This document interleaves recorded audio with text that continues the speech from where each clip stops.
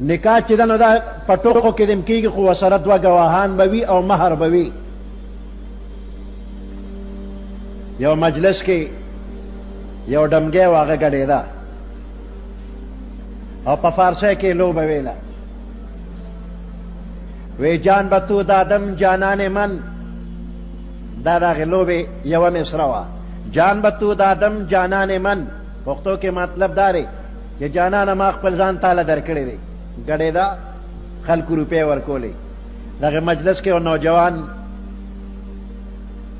هغه ته چې دا لفظ واورې نو هغه م ورته راسې پیسې ورته وخورې نو اشاره یې وکړه راله وی ته دا لوبه دې بیا ووایه دا ورته مخامخ ودرې ورته جان به تو دادم جانان من نو دی ورته پارسی کې پذیرفتم پذیرفتم قبول کردم قبول کردم قبوله مې کړې ځان سره دوه یاران کینولي وي ومړېدل ایجاب قبول شو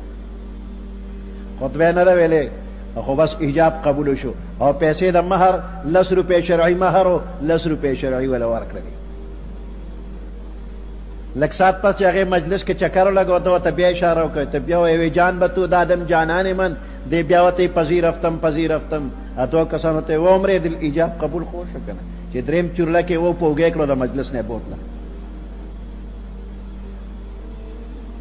هله ګوله جوړه شوله سړی ګړندې و ښځه یې لرې کړله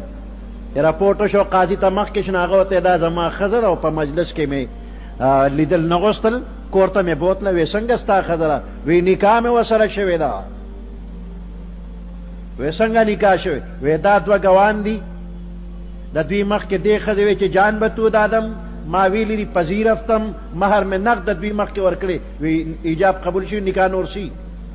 هغې وی ما خو لوبې ویلې وی بس هر څه چې دي ثلاث جدهن جد وهزلهن جد النکاح والطلاق والرجعة ستا او د ده نکاح شوې زه ورسره که زړه و که نه نکاح وشوله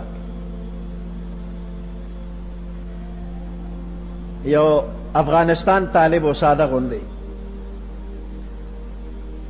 وی چې جماعت کې ناستم او یو اشنا مې راغی او چې مې اوس کله هغه بیا بل اشنا لته نو هغه بل اشنا له وي زه م ورسره لاړم هغه بل ځای کې چې کوم صاحب و وی هغه وی چې فلاني له مې واده وکړو فلاني له مې واده وکړو ای خبره کوي ما ورته چې دا دونه خلکو له ما له مو که نو وی چې ښه تاله به مو کومه ای ماشومه لورې وه سچې شربت اوبه موبه هغې استیره استیر نابالغه ماشومه جینۍ وه وی سړي ما ته چې طالبه دا جینۍ ما تاله در کړه وی ما ورته چې ما قبوله کړه نابالغه جینۍ وه پلار وی ما دا جینۍ تاله در کړه وی ما ورته چې ما قبوله کړه وی بیا چې مجلس ختم شو خپل جومات ته رالم مقتدیانو ته مې هلو وی وی مقتدیانو وی چې موږ ډزې کوي مې چې ډزې مه کوئ یو کس وی چې اول خو تپوس یې کړي چې رښتیا دي که درو وی سودکې مو که هغه ځای ته ورغلو میزبانم چې راوویسته وی هغه وی چې ما خو ده سره ګپ لګو نه طالب وی زه خو هسې وی دې مقتدیانو ته رسوا شومه وی ما وی چې زه به سبقان ویم او دا به راته غټه شو چې زما سبقان خلاص شي نو بس نکاح به کور ته بیا بوځم نکاح به مې شي نو مې دغلته ګواهان وو او 3 کسان ګواهان موجودو وی دې سړي ما ته وی چې دا جینۍ ما تاله په نکاح درکړه